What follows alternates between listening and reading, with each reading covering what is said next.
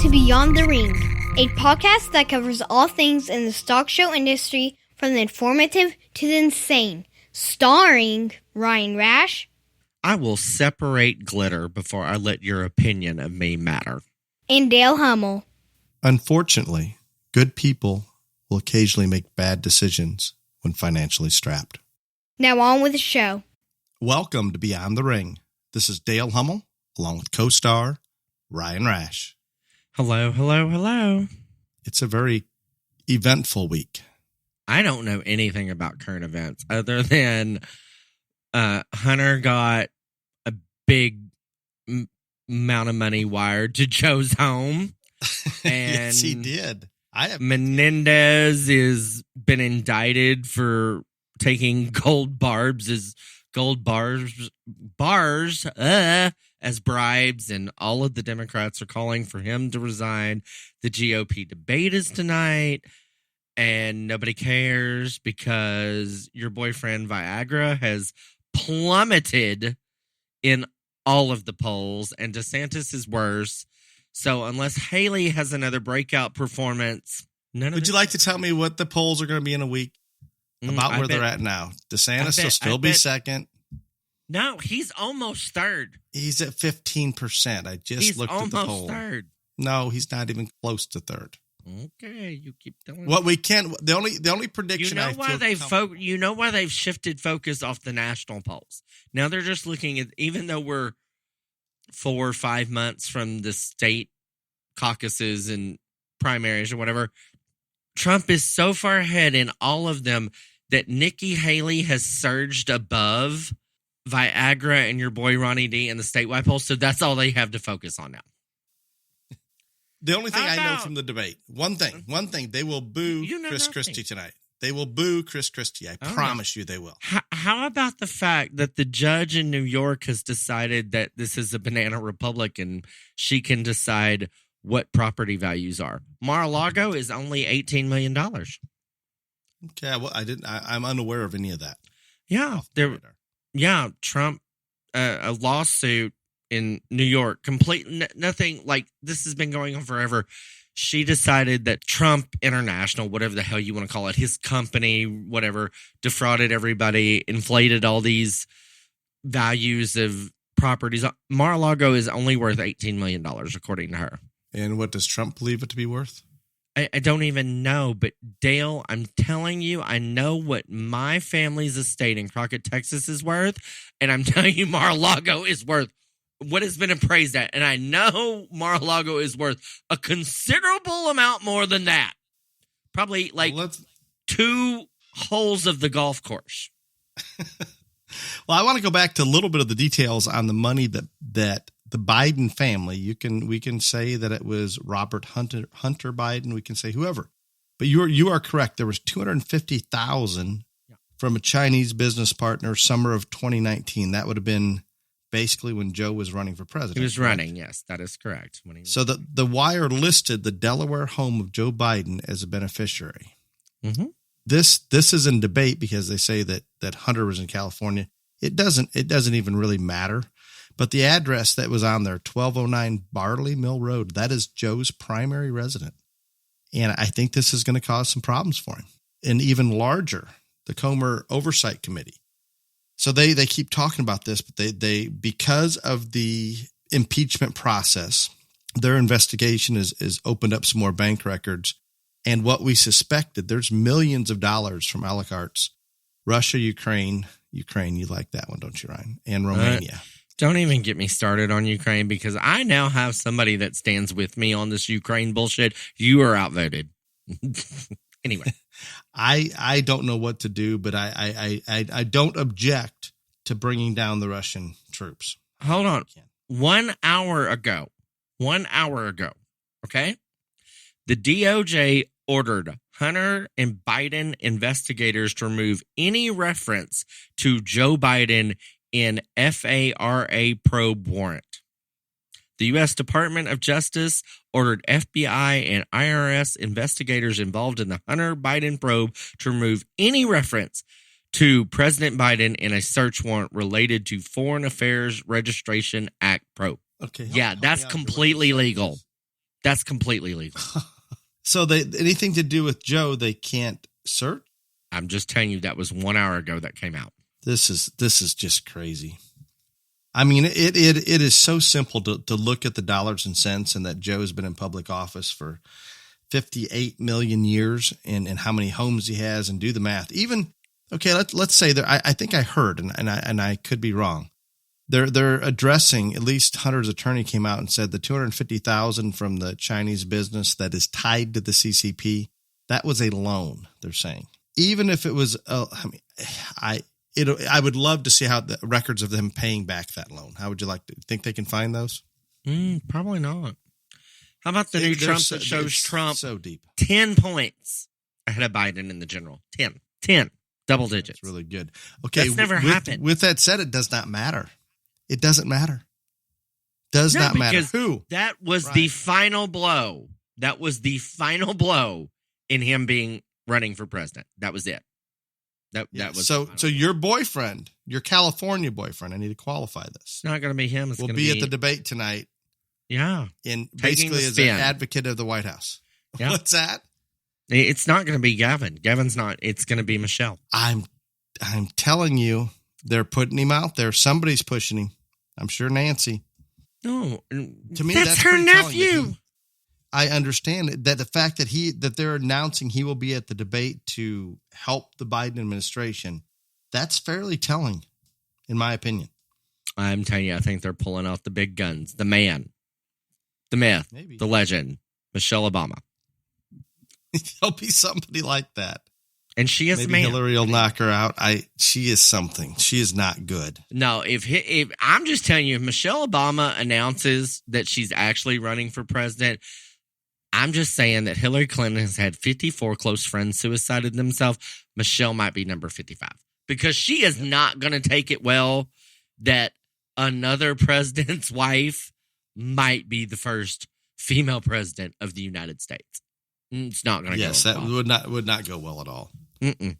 Not at all. So we can't talk about the debate. It hasn't happened. We make a prediction. It's going to be wrong other than Chris Christie getting booed off the stage. That's it. That's all I got. He's going to come out and cuss Trump for the wall. And I am going to predict right now that your second boyfriend, Viagra Ramshackle, is a one debate wonder, and he lands flat on his face tonight. Yeah, I think he'll be engaged. I don't know if it'll go over well. They are all going to come after him with claws and fangs and vipers. And yeah. I think Scott will come out better than where he's been, but he doesn't. I mean, anything's better. It doesn't matter. I think Nikki will come out. I think she'll handle it well. 7 people, he's 6th. He's right above Pence. Oh, and your other boyfriend. No, sorry. There's 8. And your boy Berg or whatever that idiot's name is. Oh, but he's way better than Christie. Way better. Way better. Okay, so I didn't address this because I hadn't researched it last week. The fossilized alien skeletons revealed by the Mexican government. Nope. I did investigate it. There are conflicting reports, which I believe you alluded to. Yes.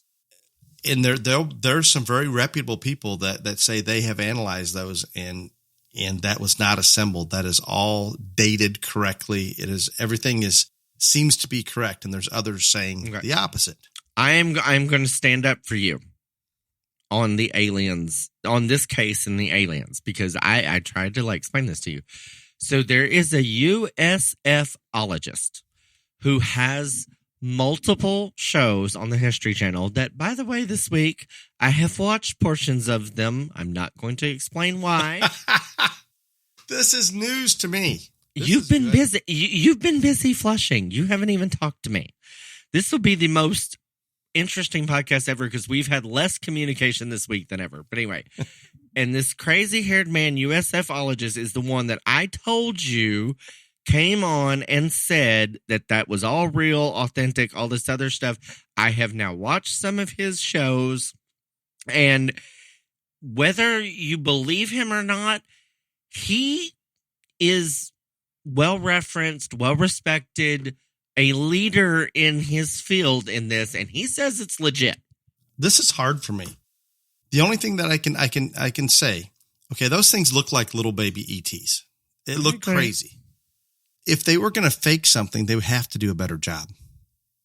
That's probably why they're not fake, because they would not make them look like. They would not. No, there's nobody in their Infant right ET. mind that would. Yeah, so that lends credibility to me. And again, But this goes to your biggest conspiracy theory ever, Dale, that there's a whole worldwide whatever.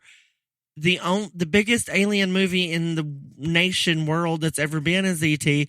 Why would they? If you think that there's this many people that know, somebody got the inside scoop and made E.T. look real. That's just how it is. I don't know. Well, do you remember I'm sure you've heard the story. I wish I had the name in front of me. The person that went on the radio to tell a story about aliens invading and people didn't catch the beginning of it and the U.S. panicked. Do you remember anything about hearing something about that? Yes, I do remember hearing about that. And I don't remember what it's called, but it really was. I mean, people were truly in a panic. So there's our control or our experimental group. What happens when we say, okay, the aliens are real, but we're going to be fine because we all are starting. Even the biggest skeptic out there right now thinks, maybe. Just maybe. I am not a skeptic. I think there is some other form of life other than us. I've said that the whole time. I'm just saying the guy that seems to be the lead expert in this that has multiple shows that I have now watched on the History Channel. This is the guy watching Ancient Aliens next. That's good. I have watched that this week. Good. There's some things they can tie together. Some of them. He's on Ancient Aliens. Got it. Now Chase he thinks this Ancient Aliens is all crap, all made up. I did not know Ancient Aliens was been around forever. My first question on this was, what makes these ancient aliens ancient compared to the others? I'm not going to go into any more detail, but yeah, I have now watched Ancient Aliens. I am at least a couple of ships. Well, what's good for me, Ryan, I have our last weather sale coming up, and when that's over, I go to Canada. It is never the last weather sale. Of the year. And then I go look at some babies that we brought up as embryos from Argentina and Canada. You better have them right at after your that. Place by Halloween. That's all I have to say. I'm trying. I got to get up there. If you don't, it's going to be very bad for you. Very, very bad. Working on it. So I'm excited. I've got a good week coming up. Sale will be done Tuesday. Boom, go to Canada. Enjoy Calgary for a little while. Come home. You're going to Calgary? Actually, a couple hours north of there. Oh, so you're not going. It's not even the Calgary show yet. I just got to go look at one of our recip satellites. Nothing to do with the show. Nothing. You need to be more clear. I'm no, that is not correct. For all of those people out there that I mentioned, Menendez, anyway, he's a New Jersey Democratic senator who has been indicted for taking bribes from Russia. And he looks very guilty, but he was accused of this. He was tried not long ago, and there was a hung jury. You would assume he paid off that jury member, and you would assume he's going to try to do it again with some of those gold bars.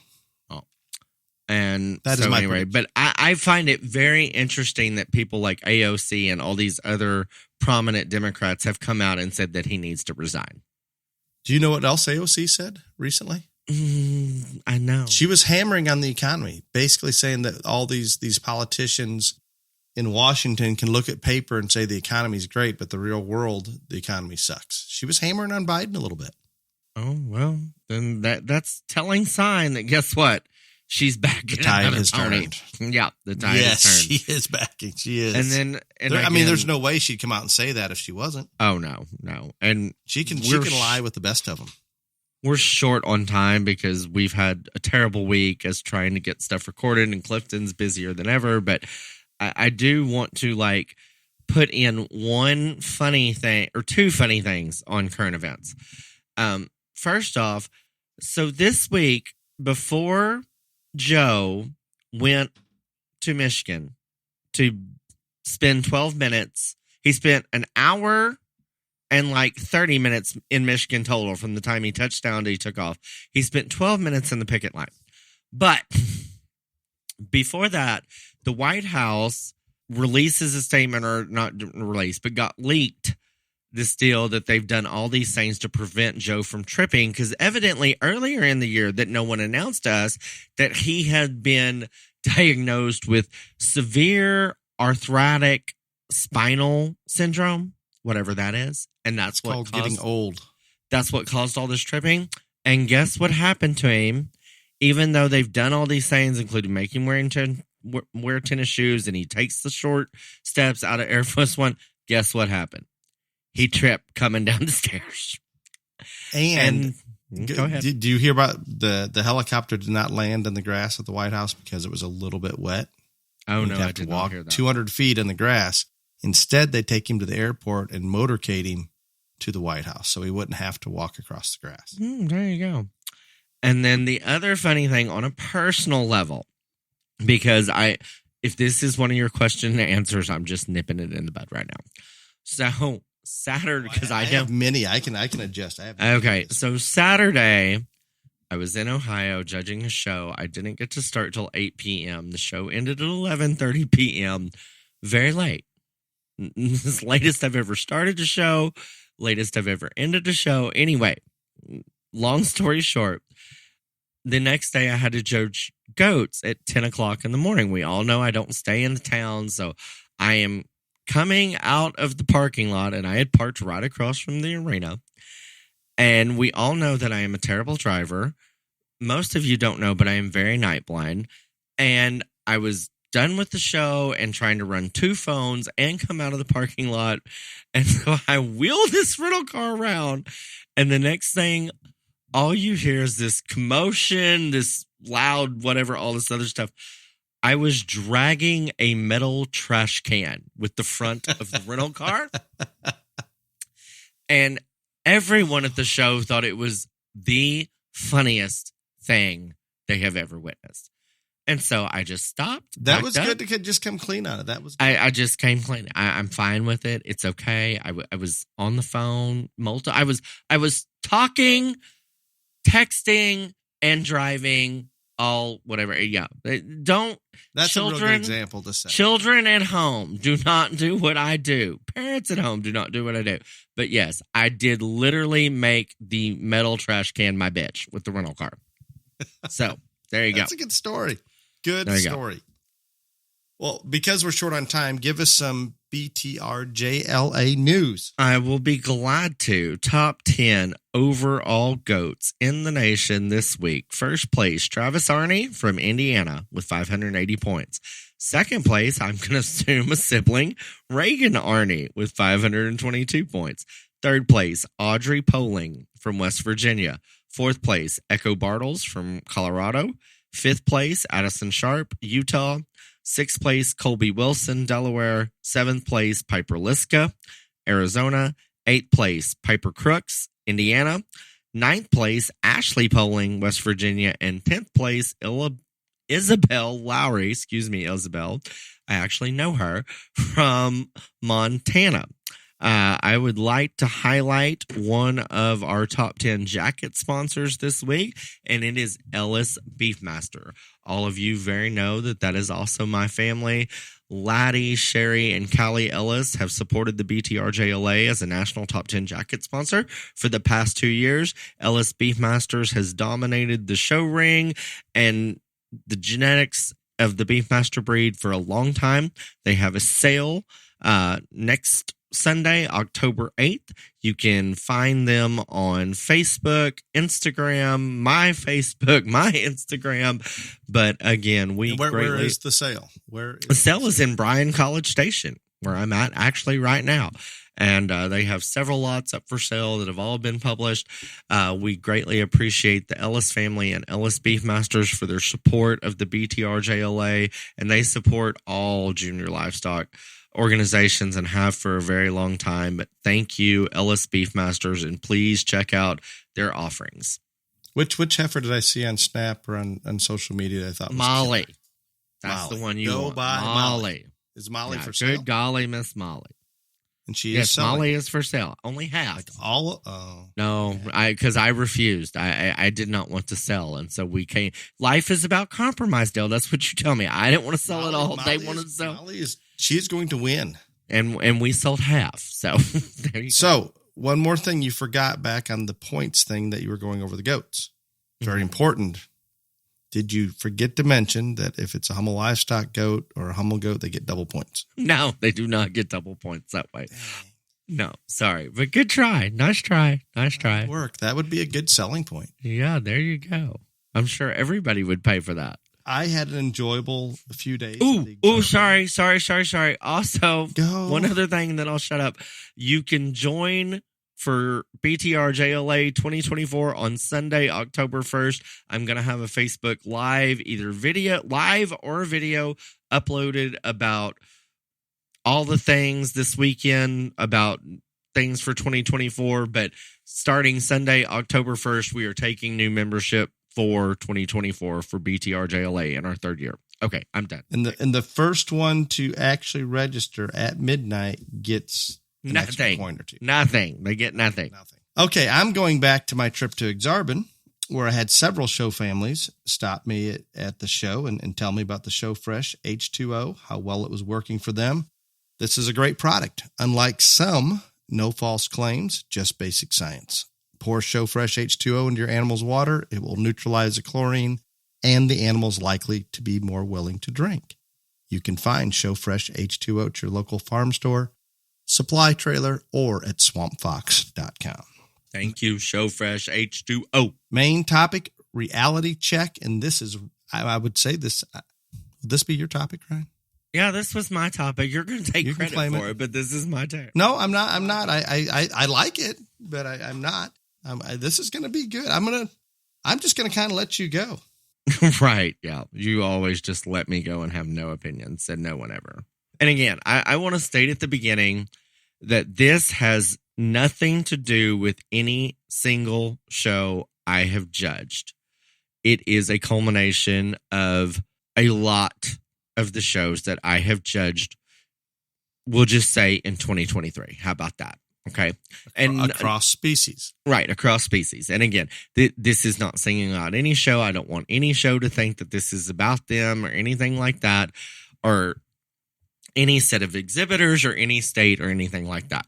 I think you could say it's probably worse than a couple of the species. Definitely the goats and the lambs. Well, and we're going to talk about that. And that's going to be my second point at the beginning. But for a while now, and I brought this up to Dale about a month and a half ago because it had been wearing on me so. And I said, should we tell him how hard it was wearing on you? I was angry. That you were very, very angry. I was angry. You wanted to record right now. Let's talk about this. I did, and we didn't, thank God, because whatever. Oh. But I wanted to get to a point that it couldn't be about a single show, whatever, all this other stuff, because that's the best for all people involved. It would have been a very popular listen, though, for a lot of people. Uh-huh. Anyhow, this is not about a single state, a single show, a single species, but it is about the fact that I'm just telling you the unethical practices that happen at all levels of competition are way more out there than they ever have been before. And it's time for a reality check on that. And the other thing that I want to say, while this will focus probably more on sheep and goats and some on cattle, I don't want people to think that I don't understand that some bad deeds happen in pigs or they only happen in certain species, all this other stuff. Here's the thing about pigs. Other than my dear friend Kate Hummel, most judges don't handle pigs. But more importantly than that, pigs are always in motion. And so it is harder to see lumps, bumps, whatever, all this other stuff when the pigs are all running around the ring. Would you at least, Dale, agree with that, Dale? I would. I do believe, visiting with some of the shows and looking at carcasses, that it's not that they're not being modified. I'm not saying that doesn't happen, difficult. But it is harder to identify. It is. Because you handle the other three species, they are stationary, all this thing, it is easier to identify. And I'm just going to say this. When you handle an animal like the way that you handle a sheep, a goat, or a calf, some things are quite evident when they have been altered with. You can feel air. You can feel bumps, lumps, whatever. Everybody can tell when there's an abscess on a sheep or goat. So again, I'm not singling out any one species. I'm just telling you how it is. And this is my stance on it. And I'm just going to be real honest. It has gotten to the point that it's out of control. And if you're doing this to win a jackpot show, then God knows what people will do the further the level of the competition goes up, because it is more prevalent now, and this has been wearing on me for a while.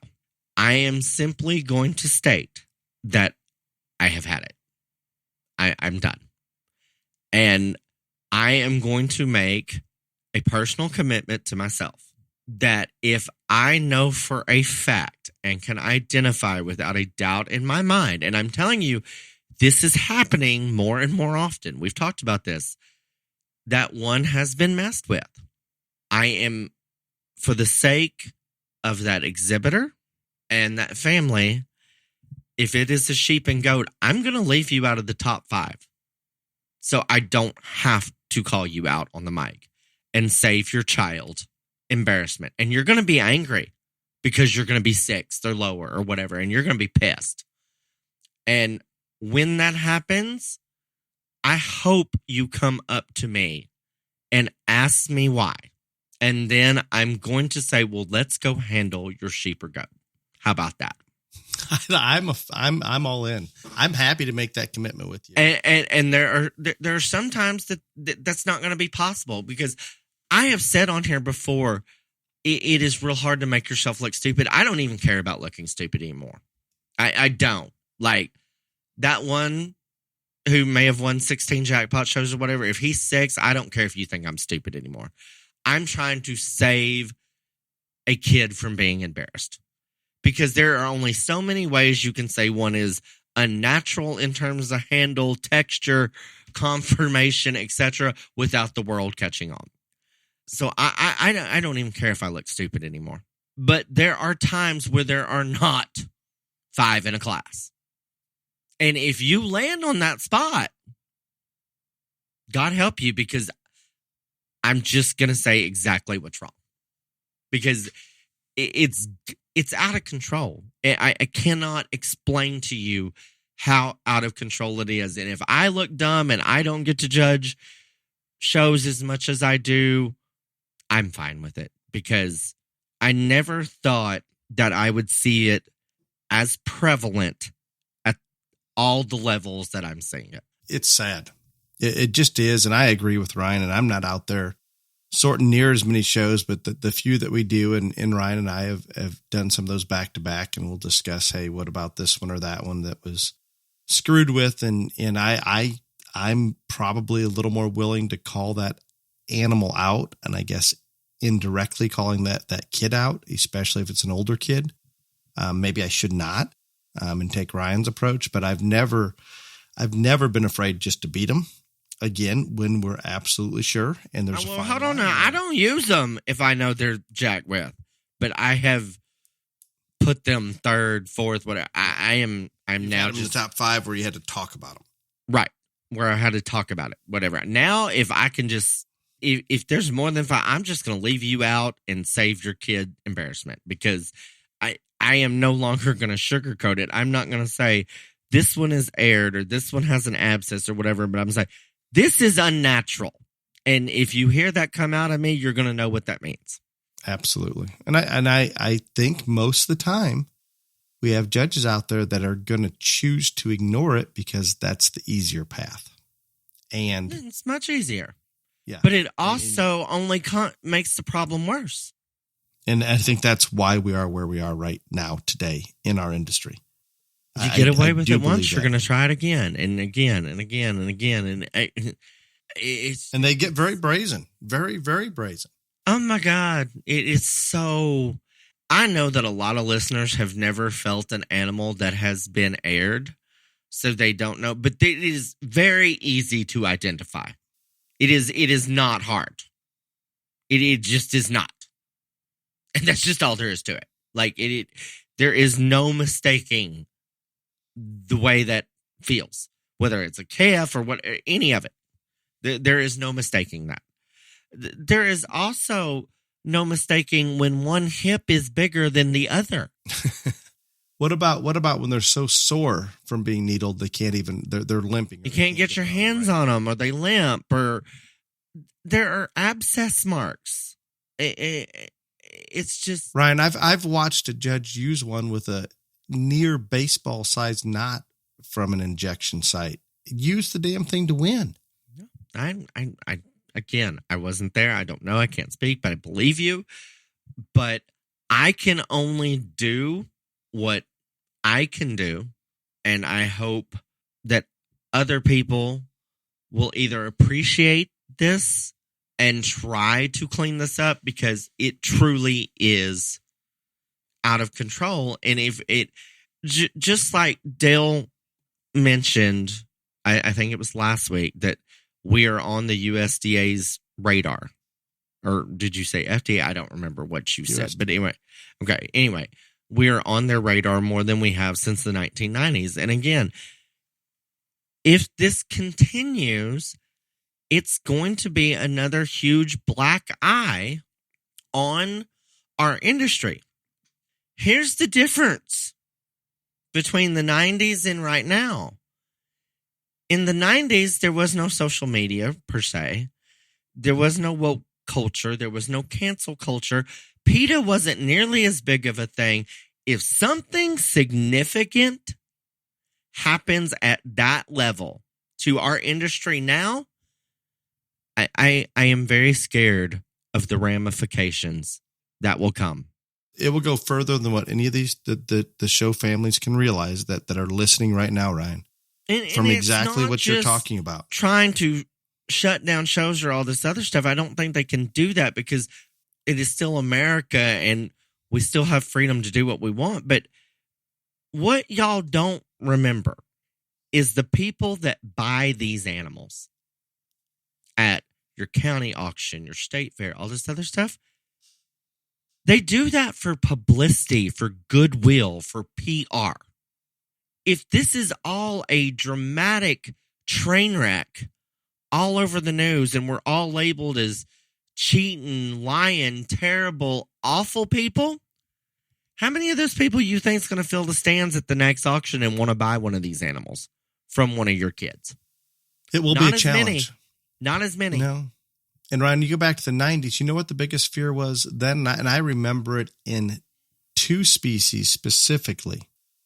That some big things had happened, and the biggest concern was, well, I hope that this large city newspaper doesn't get a hold of it, because that's where the state fair was held, or the national show, or whatever it was. You just had to hope that it didn't get in the newspaper. That's nothing compared to now. It hits social media, and it winds into those animal rights groups. It winds up in some of the politicians' feeds. It starts to go south really, really bad. And it's sad, because think about, Ryan, you've given them, you've listened to many, many Grand Drive speeches, and we talk about this industry being about the kids and the tool, using it as a tool to raise our children. All of these things for work ethic, for the good, for so many, it's been said so many different ways. And then we stop and realize at a given show, the percentage of animals that have been screwed with is much, much higher than it needs to be. Period. It shouldn't be any, but it's gone beyond where I have ever seen it. And I think you testified very clearly this summer is probably the worst you've had. Yep. Without a doubt. And we're not, and I visit with Ryan after most the time when he's out judging, or if he's driving somewhere, he'll call me and tell me kind of about how the pig show went or whatever. And I'm aware that it is not just one show. I promise you, it's across the board. No, I am a person just like everybody else, and we all have that one tipping point where it's the final needle in the haystack and all this other stuff. And that's when I called Dale about this instance. I was like, I want to get on the computer right now. And whatever, but it wasn't just that show. It was all the bullshit at all the other shows up until that show, and that was the final straw. And people will say that I am trying to be an alarmist, all this other stuff. I don't think y'all realize how dangerous this can be to taking down an industry that has been my passion my whole life. I know it's Dale's passion. So many others. I have seen hundreds of thousands of kids from the time I was little bitty to way into adulthood that have benefited from this industry. And I'm telling you, we're at a tipping point. You don't want to hear it, but we are. And I can't tell you how bad the ramifications will be, but I'm very scared. And Ryan, no matter how much we talk about it, I don't know that everyone's going to change. Let's hope this stimulates more discussion and we're able to pull this in more and more. But I fear there's some people out there that no matter who approaches them, no matter what you try to do, they're going to take that shortcut. And I look at some of those as ones that are not capable of feeding and managing organically to win.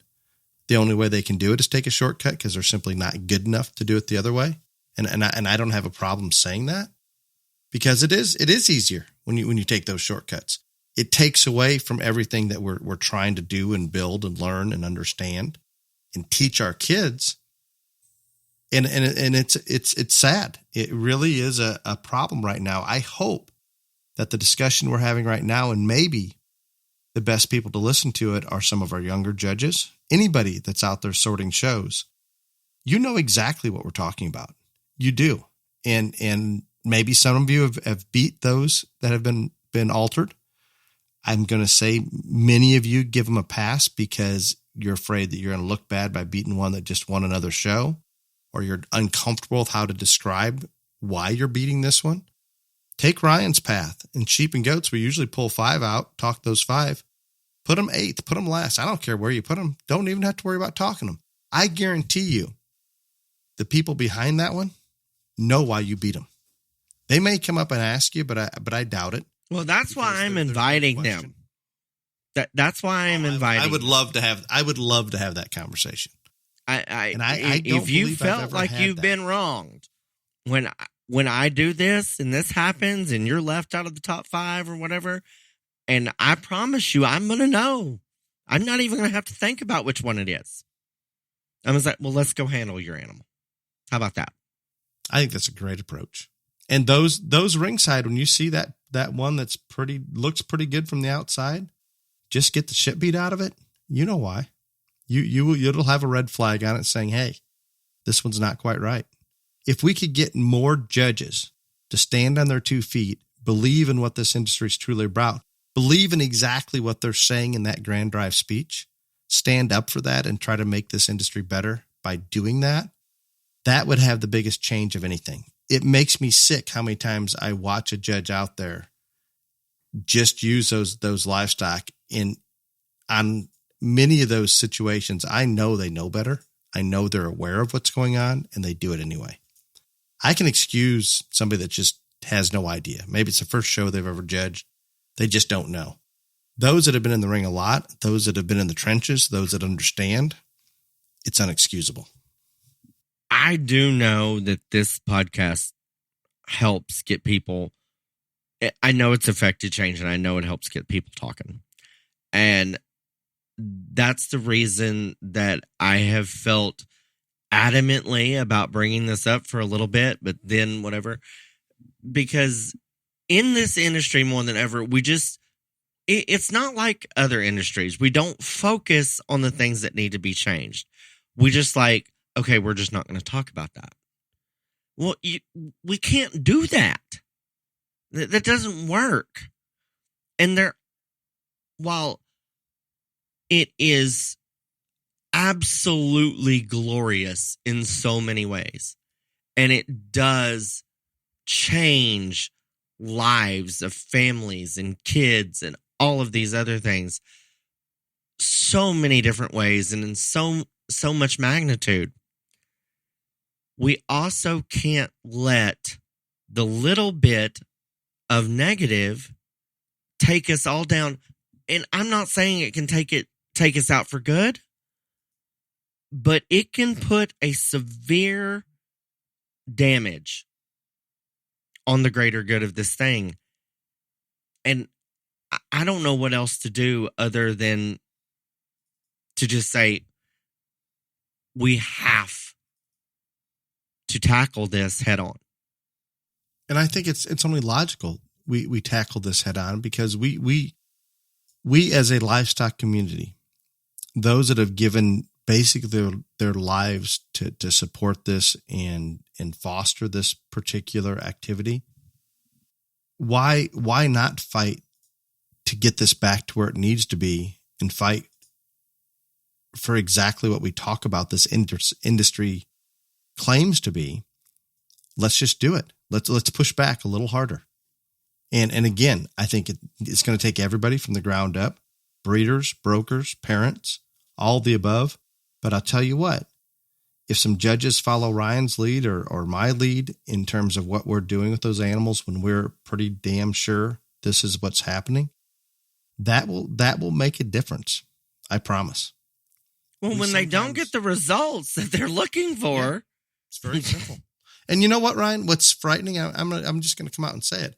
I can remember very specific examples of goats and or lambs that had been screwed with, and I beat them because of it. And they were good enough to win without having been screwed with. Is the sad part. That a lot of times we're taking a good one and going over the top that isn't even needed to win whatever given show they're at. It's just almost something they feel they have to do. And it's crazy. Well, but if judges can jump on. Yeah. And again, I didn't mean to interrupt you, but that's kind of why I say this is kind of at a tipping point, because I feel exactly like you do, that I have seen more instances than not one that didn't need to be messed with to win. But the consensus is, oh, well, if we don't do this, we might get beat. So we're just going to do it anyway. That's when shit goes downhill in a hurry. Pardon my French. It does. And you want to know what the number one excuse is for altering show livestock that I hear? We have to because everybody else is. We don't have a chance unless we do it. And that's a bad place to be. And I'm not saying that right now it's not. Ryan has confirmed in his belief and what he's seen out there. I've been judging far less than Ryan, but it's definitely there. And it is sad that we're at a situation where people feel like they have to go out of bounds to survive. And I'm not arguing with that statement, but let's reel it all back and put everybody on that same playing field and allow knowledge of feeding, knowledge of managing, actually going out and selecting one that's going to have the muscular shape and maybe the correct build. Go back to the basics. When we do this, we're disrupting everything that we preach on a daily basis that this industry is doing for kids. We're not setting a very good example right now. It bothers me to my core because I don't know. I'm just going to say it. I doubt very highly that many people will do the same things that I say that I'm going to do. But when I tell you I'm going to do something, I'm going to do it. So I'm just warning you now. This is how it's I think, Ryan, those superintendents out there that hear this and see you do this, we have another young judge or another judge out there that does the same. I think it's going to have the opposite effect. I think those superintendents will seek out those that will come in and take that extra step. In the past, as show families, as an industry, we point to the shows to regulate all this. And I've said this before, the shows simply can't do it all. And the next easiest place to do anything is that judge standing out there in that ring. That one person can have a bigger impact by not rewarding those that have been altered. No, there's no doubt on that. I just think it is. And I have said on this podcast, I think it is a very fine line, but I'm telling you, when I know, I know. And again, I'm not going to say that every judge out there, whatever, knows, but I've done this. When I know, and I'm not going to stand for it anymore, because just like you said, when those practices no longer get the results that those people desire, it will stop. And that's just how it is. And are those that are very good at this and they maybe back off and go minimal, are you going to slide it by Ryan or myself? Maybe. But I'll tell you what, the big, bold issues that we see. But it's so brazen now. It is. That's what I'm saying. Compared to when we started this podcast, Dale, it is so much more brazen now. And I think it's that snowball effect that I hear every day that we have to. Everybody else is, we have to. There will always be times, and we have talked about this, where like, maybe, possibly, I'm not sure. Those times of when I'm maybe, possibly not sure are way, way fewer when they used to be way, way more. And now it is, there is not a doubt in my mind. That is the pendulum swinging way the hell the wrong way. And that is the tipping point that I'm talking about. And that is why I brought this up to Dale and why I've called this a reality check, because I don't know any other way to describe it. I agree completely. I hope this makes people talk about it. And I don't want to hurt people's feelings. I never want to embarrass a child or a family or anything, because I'm telling you, I believe there are kids that don't know. I believe there are parents that don't know. I believe that there are parents that know. I believe they're kids. I think it's all there. And I never want to be the cause of embarrassing a child in a showring, because that is the absolute antithesis of everything that I stand for. And anybody that knows me knows that. And that's why I am taking the stance I am to save embarrassment. I'm just going to put you where I don't have to talk to you. And you're going to be super pissed off, because you probably never going to be that low before. And I am telling you now, come find me after the show. I appreciate it. You know, there's one segment, I'm going to throw myself in here on this one. There's oftentimes breeders or influential breeders that can make a difference and put a little pressure on those show families, the brokers, whoever it may be.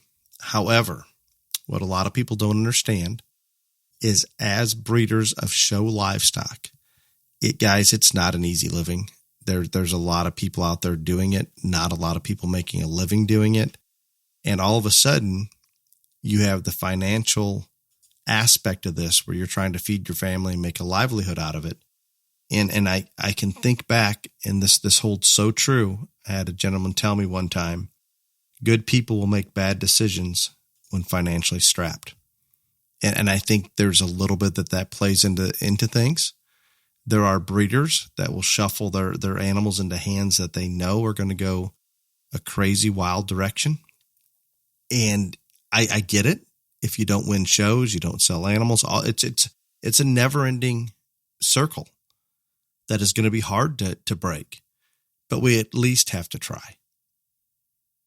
One other thing that I want to bring up on this, I realize that the things that we are talking about are not the only ways that people do things unethical. I know you can feed things and you can do all of that. But there is no way as a judge that you can say, you know what? That one has been fed XYZ. And you just can't. And so that... You can have a pretty good idea when the but XYZ goes way overboard. But no, that is one of those things you can't... Again, and good job bringing this up, Ryan. You can't expect the judge to just do everything. You can do what you can do when you know. And so people are going to say, don't know. But there are going to be people that are going to come to me privately and say, yeah, that's great that you're doing, but you also know that one's been fed this, this, and this, and you're not doing a damn thing. I may think it, I may whatever, but I can't handle it. I can't decipher it. I can't do those things.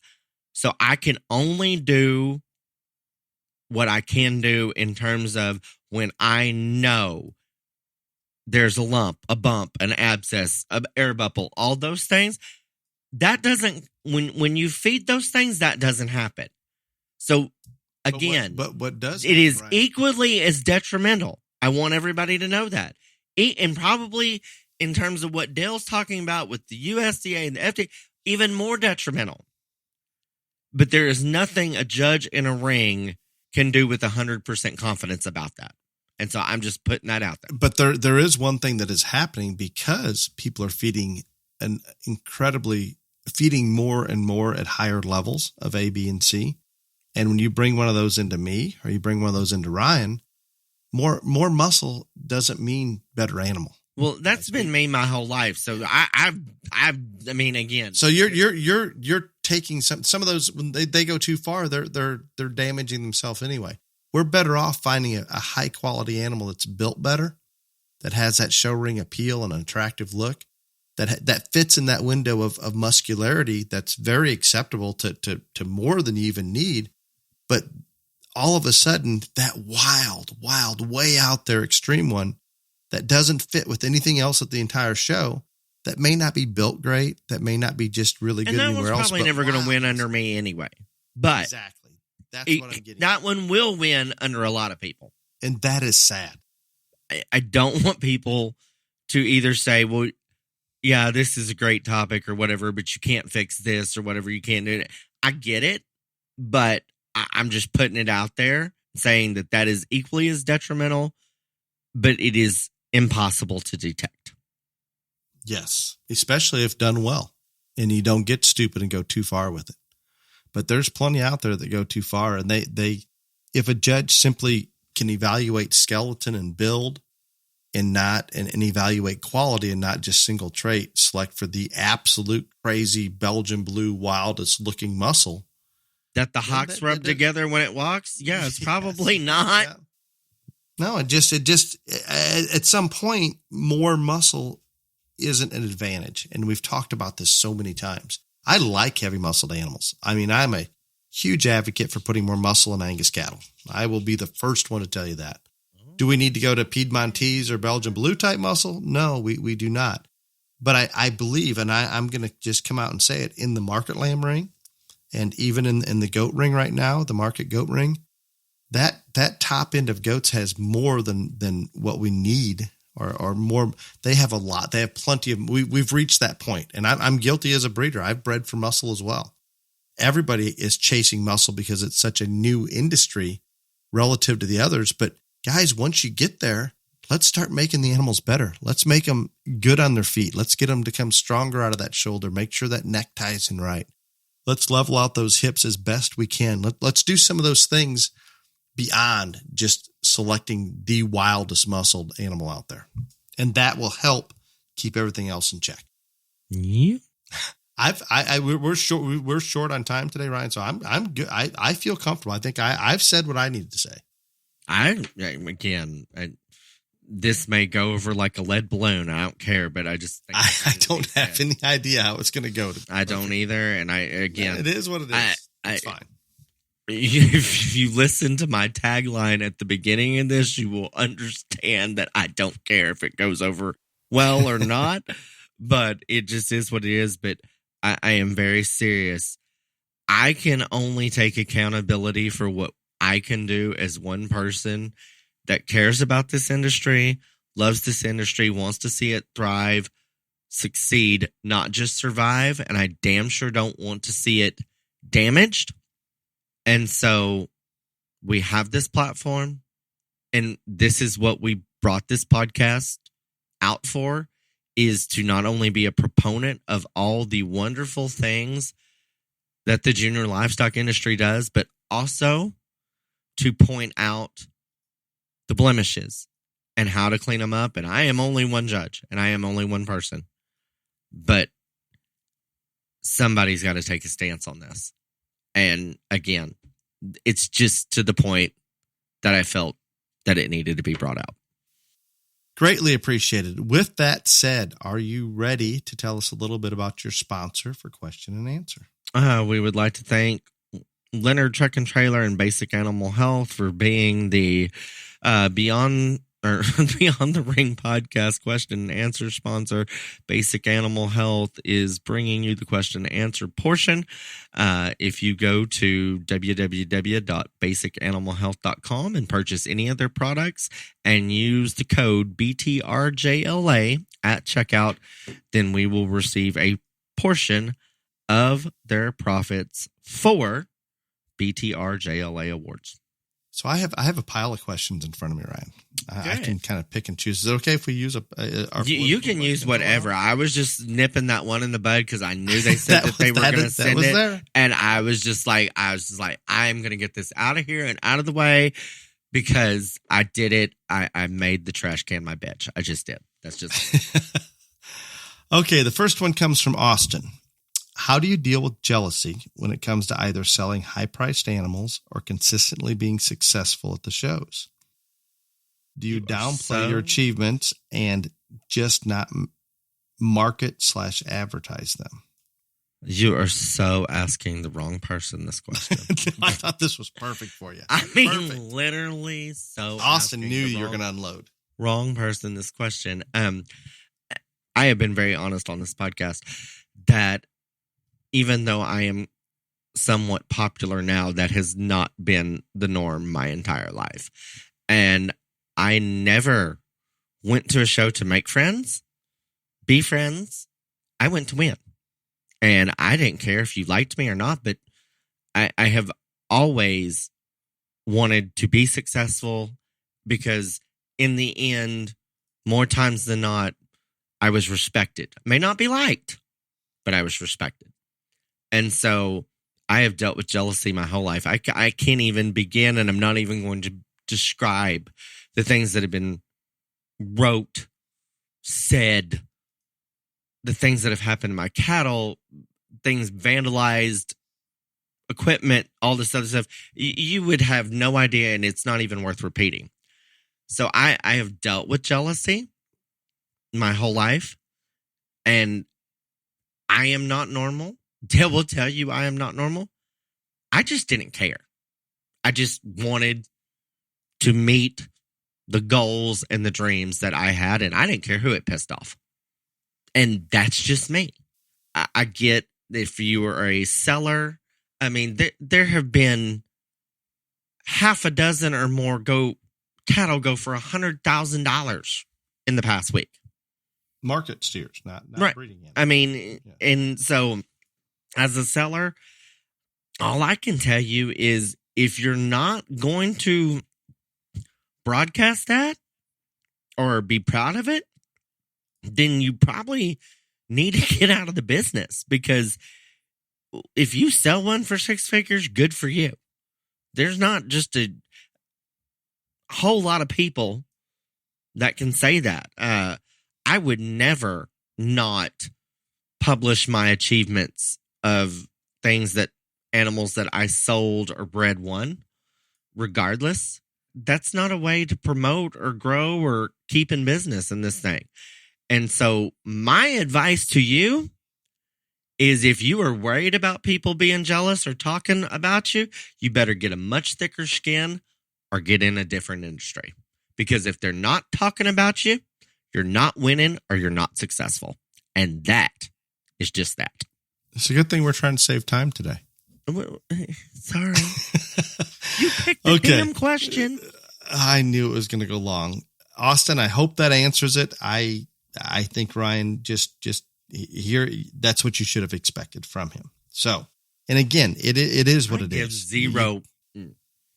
Yep. So you just move on. If you sell animals for a lot of money, if you've done well or been successful at shows, there's a reason that you have. Let's hope you've done it honestly and ethically, and your efforts and knowledge of breeding and managing has allowed some of those achievements to take place, and you darn sure should be proud of them. The next one comes from Craig. really enjoy your show on the county and state fairs. In Minnesota, space is limited at the state fair, so 4-H'er can only take one livestock exhibit to state. Also, every county is given a limited number of trips per species based on a formula, so a lot of times many kids that would like to go cannot because they do not do well enough to win one of those spots. Are you guys aware of other states like this, and have you been involved in shows similar to this? As you can imagine, it really ratchets up the stress at the county fair in the counties that are more competitive. Have you heard of this, Ryan? Yeah, it is not a foreign concept. There are, I know of at least a handful of more state fairs that you can only take one market animal to the show. But do you have to qualify for it through your county? I don't know about that, but I do know that there are. I'm aware of the limited entries, but right. I was unaware that you actually had to qualify at your county fair to get to your state fair. I had never heard that before, other than there is some kind of deal in Louisiana that you have to do something out of your parish to go somewhere, but I'm not even going to try. Or at some point there was, which parishes are counties in Louisiana, by the way. And I'm not even going to try to explain it, but that's the only other time I've heard of that. Of course, in the showdown systems in those states that have them, you have to win your county to qualify to a showdown, but that's not a state fair. And you go to your regional showdown and all that other stuff. So that part, yeah, that's a little different. There is a problem at some facilities with space, and I don't know how to solve it. I am the person that I wish that every single kid could show as many species, breeding and market at every show they wanted to. But I also understand the flip side of it, that there are some facilities that just don't have space. So without at a state fair level, you would be talking about a multi-million-dollar project to add new barns, all this other stuff. And so it's just a very, very hard situation. And I sympathize with you and the Minnesota State Fair exhibitors, families. I've never got to judge at the Minnesota State Fair. I've heard great things about it, etc. So I don't want y'all to think that I am bashing them at all, because I've heard great things about it. I sympathize, but I also understand the logistics of running a show and space, because it just is. It is a problem at more shows than y'all would ever even imagine. Thank you. That's good. And and again, unaware of the qualifying in terms of how you have to do at your county fair. There are several states that you either have to show at your county fair or maybe a district show to qualify.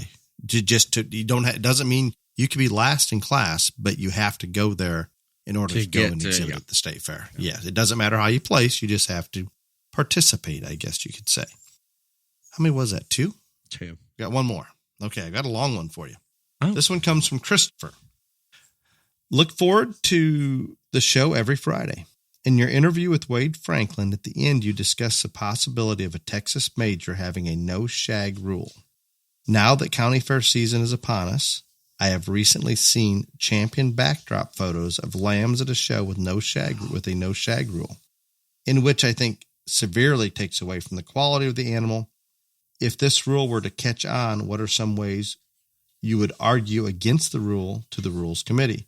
I, as a small breeder, am concerned that if this rule is to pass, other breeders will begin to push for bigger bone, causing more labor and inputs of pulling lambs or possibly C-sections. Just curious on your thoughts. I wasn't aware that there was any counties out there implementing already. I had not heard of that at all.